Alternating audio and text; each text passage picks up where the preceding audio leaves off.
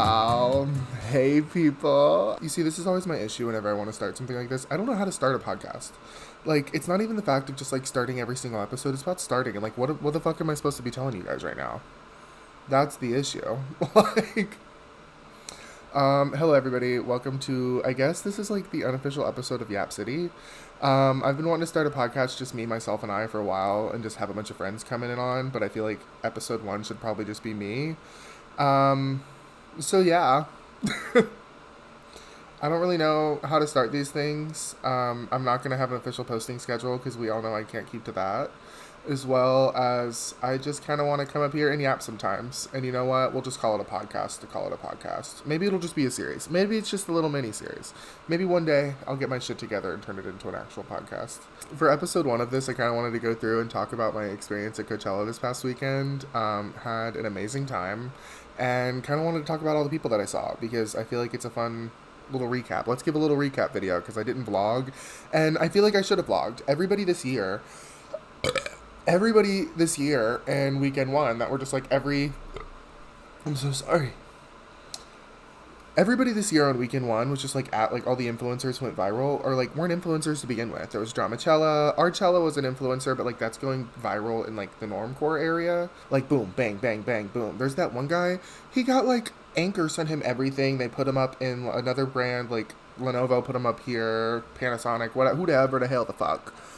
All of these people are getting invited back, and I'm like, where's my coin? I posted a campsite tour, and it got 26,000 views. Where's my coin? I should have everything given to me right away.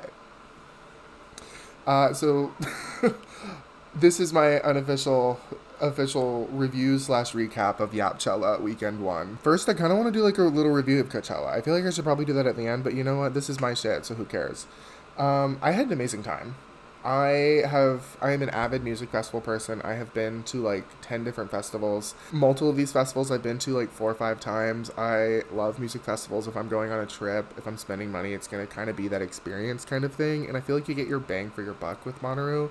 So going into it, I've gone to hell and back when it comes to the fucking Tennessee humidity. So like Coachella was not that bad. It was hot. It was 105 degrees. It is 105 degrees outside where I am. It was definitely hot, but I didn't have a problem with it. I definitely kind of went through my days. You have like the biggest tip I have for that is just get used to the heat. Like I know it sucks. Your day 1, day 2 may be like a little sucky. Day 0, day 1 kind of thing because we went for 4 days because of camping. But that's the thing, like, once you're used to it, you're used to it. A little bit of fan's going to cool you off, a little bit of water. We went into, like, the air-conditioned tents sometimes to cool down if we didn't have anybody to watch. But that's the thing, like, the heat wasn't that bad. We had a 30-person campsite. I can kind of, like, insert a little clip here.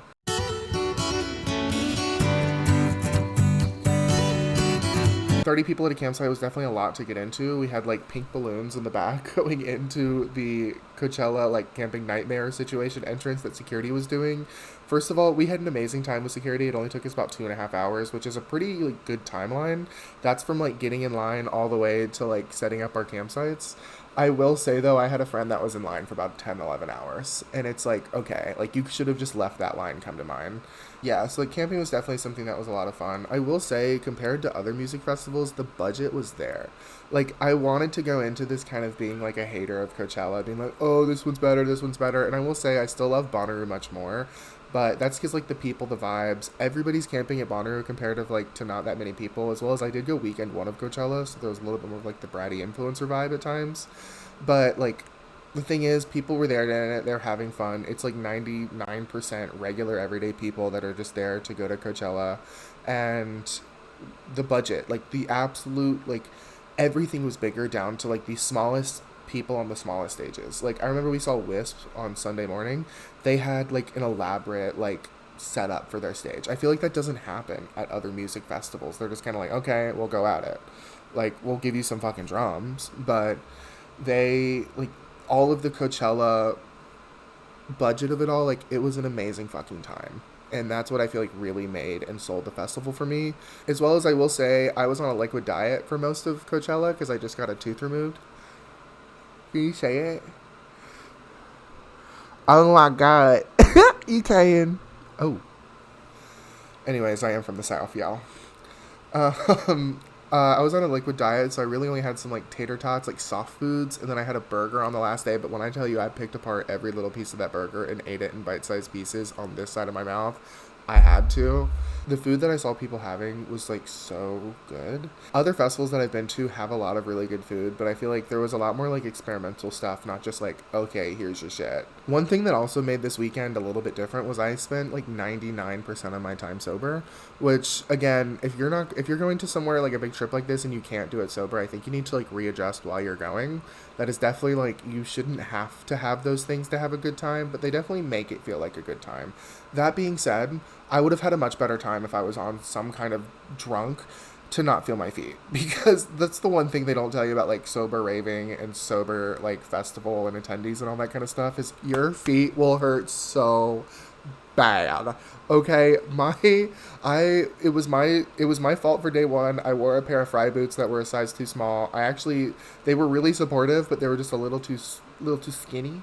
So there was just a lot of pressure, and then day 2 and 3, I wore completely fine shoes, like no problem. My feet just hurt the entire time, and that's just because I'm walking 37,000 steps a day. Anyways, let's move on to the sets I saw this past weekend. I have my iPad because I'm filming on my phone. Day 0. The only people we saw on day 0 was Chris Lake. We showed up late to him as well, so we ended up like, we got a really good spot, kind of like towards the front. Big tip for if you're going to Coachella, a lot of the stages like are usually kind of like off. This includes the campground stage. If you're going to Coachella, big tip, like a lot of the stages, including the campground, like Desert Sky stage, usually have an entrance that's like easier to get to. So if you just walk around and go to the other side, you can usually like walk right up. Like, we went right up to the front of the Desert Sky stage, and it was packed for Chris Lake on day 0. I've never seen Chris Lake independently. I've only ever seen Chris Lake with, like, Under Construction and Fisher. So it was really cool to get to see them. They did some really fun remixes, and I feel like they kind of tested out some new stuff. They said they were going to be playing some new music, but I didn't actually see it. We got there a little bit late, like I said. But overall, like 8 out of 10 set. I was just tired. I had gotten up at like 5 a.m. that day, and I had like no nutrition because I did not eat that day at all. Again, liquid diet. Well, soft foods. On to day 1, like first official day of Coachella, we had a really good time. Every single time we're always like, we'll head in super early. We'll head right in at 1. Doesn't really happen. We wanted to go to the merch booth, but no one else really wanted to go. So we ended up going in around like 1:40, 2 o'clock to catch Raven Lene as our first set. Amazing performer. I do know a few Raven Lene songs, but I did not know how much of a baddie she is. Why did none of y'all tell me that she a certified freak baddie? Oh my God. I'm just a man at the end of the day. I may be gay, but I'm just a man at the end of the day. She was certified bad. After Raven Lene, me, my friend Amber, and my friend Ro all ended up going to Crystal Lorenzo's set at the Sahara tent, which if y'all know how far away that tent is, oh my fucking God, why would they do that? But also, it's a pretty large tent. It's pretty cool how large that tent is, and it really kind of supports the fact of just like budget is bigger at Coachella. That was the thing that like really sold it for me. And I know that's like weird to say, that's like the selling point, but the attention to detail was there. Chris Lorenzo was an amazing set. We had a really great time. I didn't really want to see anybody on day 1 besides Gaga like that bad, and there was people that I've seen before. Like I saw Lola Young a few years ago, back before she kind of got big, so I've seen a lot of these things. I just haven't seen Messy, her like current big single. Speaking of Lola Young, right after Chris Lorenzo, we went to Lola Young. I'm pretty sure she was like sick and throwing up the entire time, and I feel bad for her, but she still put on a pretty good show and powered through it. Right after that, we went back to the Sahara tent, which again, that track is a fucking track. We went to 3-6 Mafia. I'm not a huge rap person. I've actually seen 3-6 Mafia before, but they put on a really good show. And again, with like Coachella, you just have guests. So they brought out MGK, they brought out Wiz.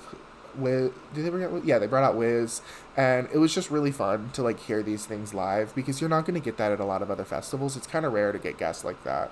Right after 3-6 Mafia, we went back to the other side of the festival again to go see Jojo or DJO, however the fuck you want to pronounce it, Stranger Things ass. Really liked him. That was when I kind of like started to hit a wall. I remember just being like, oh my God, I'm so tired and hot. So I ended up leaving that part of the festival and like going right behind it to just like sit in some shade and like have like a little me time.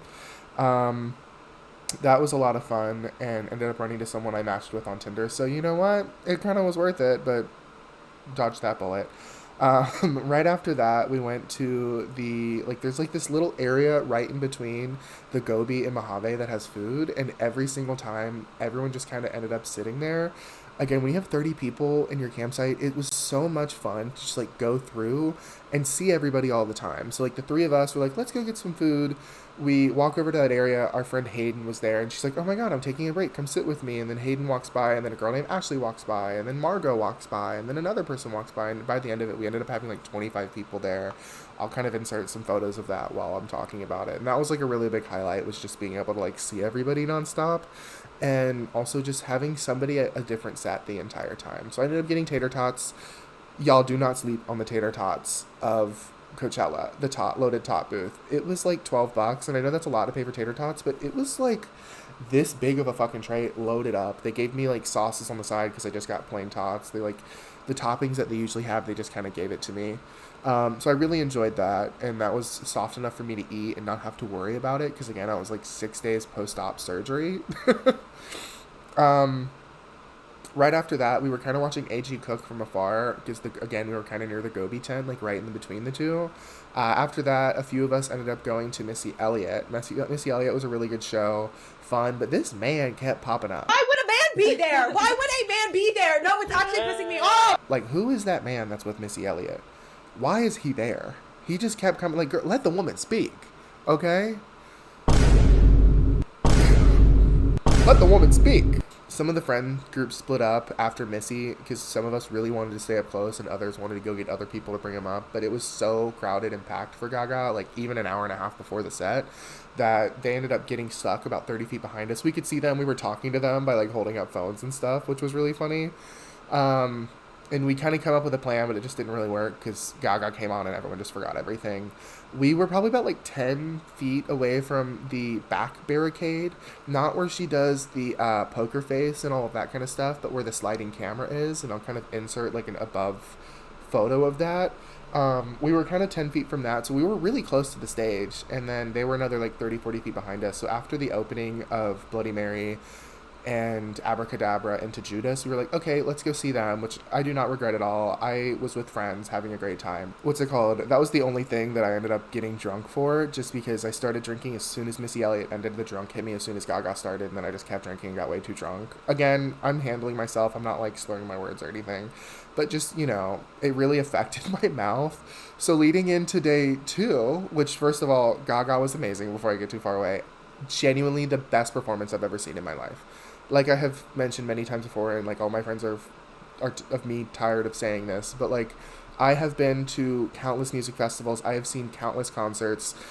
Music and like live music is a big passion of mine. The best performance I've ever seen. And watching it weekend 2 from the couch off an edible, amazing. Like there's so many details that I didn't even realize that happened. Like there was the part with the feathers when she's doing that one song, and I didn't even remember that. Like my friend didn't remember it either. Again, we were drunk, but like you can't see everything on stage, and the actual like TVs to the side are different than the ones that you see on the live stream, which like thank the Lord Gaga and Coachella live streamed their like sets. But yeah, definite like highlight of the entire festival. I know this sounds dramatic, but I was like, okay, I'm ready to go home. Like I did not want to, and I had a lot more people I wanted to see, but I was like, okay, I'm fine to go home. Like that's what I got my money's worth. Pre-sale ticket especially, like that was the highlight of my festival. My first note for day 2 was that I was hungover. No ifs and buts about it. I was feeling like shit, but I did have a really good time that day. It's just the heat mixed with that, and then I like got dry socket a little bit in my molar because the alcohol like dried me out. I smoked a little bit, which I shouldn't have. And then I thought it was a cigarette, and then it was weed, and that just dried me out further. And I ended up just getting, like, it just fucked up my mouth that morning. And I had been a week into post-op, so I wasn't going to get dry socket or anything, so I was fine. It just, like, hurt and was irritated until the actual blood clot reformed. And it probably did a few hours in, but just the heat of that day being 105, 106 degrees, mixed with hungover, mixed with I'm not really eating and getting the sustenance that I need because of this diet, I was down bad most of Saturday. So first people that we went to was Weezer. It was so crowded, so packed, because it's Weezer, obviously. Like, I did not have a bad time. The whole group was there, which was fun. I ended up going to the back, sitting again by the fans in the shaded area. Just kind of, like, the sun wasn't that bad, so I just laid in the sun. Just needed a little bit of fanning because I had a big fan. Speaking of which, where's our fan? Let me go grab our fan, because it's kind of crazy. So this is our fan. If you have been to Coachella, you will recognize this horse. It's in the campground area. This is the photo from last year, and then this is someone from our campsite, Brennan. Julia made these amazing funny ass fans, and I've needed a new one because someone took my fan. My Rave Salem, I'm looking at you. We ended up oh, I broke it. We ended up having these fans, like, everybody, and it became like a big, like, focal point. But it does look that Brennan likes ketamine, which is the absolute furthest from the truth. He is, like, the most sober person in the group. But I was just, like, fanning myself off behind Weezer. They came to get me behind Weezer. I ended up going to the Blue to Tiger set for just a little bit, which was amazing. Love Blue to Tiger. Another person that I've been lucky enough to see. Another person, and I wonder why it's broke. Another person I've been lucky enough to see is a small artist. Also, All Things Go, do not sleep on their lineups. They're getting pretty expensive, but people who are at the bottom of those lineups are the next people, like the next headliners, all of the time. After Weezer was Yo Gabba Gabba. Genuinely such a fun set. I watched it from behind again. I didn't want to get in there, but people were moshing. They brought out Thundercat. They brought out the old host. They brought out Weird Al. They had amazing guests. I was calling it from the start. Yo Gabba Gabba has amazing features on their actual albums. So kind of from the back watching it was just a really cool experience to see that kind of thing. While we're doing Yo Gabba Gabba, I ended up getting some more tater tots in that little eating area. Then we went right over to Japanese breakfast. Japanese breakfast, I was still down bad at this point, but starting to kind of, like, the food brought me alive a little bit. Love Japanese breakfast. Have seen her before. Hold on. This book right here. Oop, you can't even see it. This book right here, Crying in H Mart. Amazing book by Michelle, the lead singer of Japanese breakfast. She's working on another book. I'm so excited about it. We did leave a little bit early to go to T-Pain because I was like, people are going to go to the T-Pain set. It's right there. I need to, like, kind of force myself to be revived. And I don't regret going, but I do regret missing On Melancholy Hill, the, like, cover that Japanese Breakfast did. That is my favorite Gorillaz song. I love the Gorillaz, love Japanese Breakfast, and was really disappointed I missed that. T-Pain was good. I've seen T-Pain a lot. I've actually done karaoke with T-Pain himself. I did it back at, like, 2018, 2017 Bonnaroo in one of the campsite areas. He just randomly did this shit. I'm like, okay, fuck it, let's go. And ended up going on stage with him in a little group. Right after T-Pain, we went to the LA Philharmonic. An amazing set. This was when I kind of, like, started to leave and go to the med tent because I needed to get some saline wash, and I wanted to just go and get some salt from a vendor, but no one would give me any. So I was like, let me just get a shit ton of eye stuff and just swish it around my mouth. You can ingest it, but it will do the same thing of a little bit cleansing it. It's just not going to be as strong. At least that's what I think. That's what they agreed to. So you know what? It is what it is. I kind of, like, took a little solo journey at that point. I'm really happy I did. I saw a song from Tu Hollis. Just kind of walked around the festival and really took in a lot of its beauty because, like, if you don't know, Coachella is surrounded by just, like, the most beautiful mountain range in the middle of this desert. And I started to take, like, some sunset photos, some sunset videos. I'll insert some of those here, but those have become some of my more favorite things. Then I met up with everybody for Charlie. Charlie was, like, when I truly felt alive. As soon as I swished that saline solution in my mouth, everything felt better. Just, like, rejuvenated, went straight to Charlie, met everyone there. I didn't realize how little time I had till Charlie, so I was like, oh, shit, like, we gotta go. Like, I gotta book this shit, because it was 7 p.m. sunset, and that's when her set started. And so I get there, again, the entire group was there. Everyone was having an amazing time. That was when, like, I truly felt alive again, was Charlie's set. She brought out Billy, Troy, who the fuck else? Oh, yeah, Lord. Girl, that mic was off. First and foremost, we have to talk about that. Lord's mic was not on. And I love her to death. She just released that snippet for her new song. I'm pretty sure it's coming out soon. I am a Ride or Die Lord fan. I was in the Starbucks ordering a mocha cookie frap listening to Pure Heroin. That girl is my fucking life. She's like a year older than me. I relate to her so much. The thing is, girl, I get that you don't want to sing, but at least pretend. She's like, music's still going. Girl, she's over here. The mic's over here. Song's still going. Nobody really cared. It's just funny. Like, girl, at least build up. Honestly, I was speechless without. Like, at least do one of those. Billy, second of all, girl, turn the mic up. The mic was on. At least the mic was on. But girl, turn it up. Like, we could not hear shit that you're saying. Hey, how you doing, little mama? Let me whisper in your ear. That was a trend I did notice with Coachella is audio mixing was live, which is great. But like there should have been some more tests. There should have been a little bit more. I think we heard it a little bit better in person than the live stream did. But like, I just said my belly and my song. Like that's what they heard on the actual live stream. And then Troy did good. It's Troy. He's performed with her at Coachella before. He's performed with her many of times before. It was a good time. Love talk. Right after Charlie, we ended up going to Claro, and we're walking over, and then Bernie Sanders is on the stage all of a sudden. So Bernie Cella, I guess. But like, that was funny as fuck. But also really cool to see that he's promoting that and promoting Claro, who's done a lot of the activism himself or herself. I'm a huge Claro fan. She was probably the number one I was excited to see, like, over Charlie for Saturday, just because I have seen Charlie back in the day, as well as, like, we know what we're getting into with Charlie, but Claro is just kind of like a soft-spoken little diva, and I had a great time. Me and my friend Perry ended up holding signs that say extra tickets outside of her concert in Hollywood, because I live in Hollywood, walkable to all of the different concert venues, like smaller ones. And so we didn't end up getting tickets, so it was kind of fun for us to go to that together. And me and her were like unspoken leaders of some of the groups sometimes, so like we were holding up my little flashlight, walking over. Clara was amazing. They brought out Shelly, Bernie and Shelly in the same concert. Amazing. All festivals, like, she's going to bring out Shelly. She performed it once on her tour recently. She's going to bring out Shelly. This is the time for her to bring it out, especially now that they're, like, back. And I don't know if they're making new music or anything, but they're definitely, like, not ashamed of, like, whatever the fuck happened back in the day. It was really fun to see that, and that is probably one of my favorite Claro songs of all time. Speaking of favorite Claro songs, Bags. We mosh pitted to Bags. I knew every word of every song, and, like, that is just something like that. Like, I don't know if you've ever been to a concert and being able to sing every single word to every single song. It just enhanced the experience so much. I love EDM.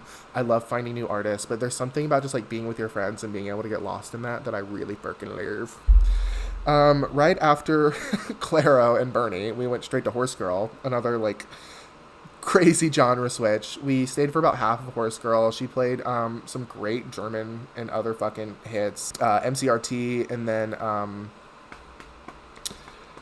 Joust, whatever the fuck his name is. Love him. He has some great fucking remixes in the remix world when it comes to just like EDM and everything. Love Horse Girl. Had a great time at that. We left about 3/4 of the way through to go to Malpi.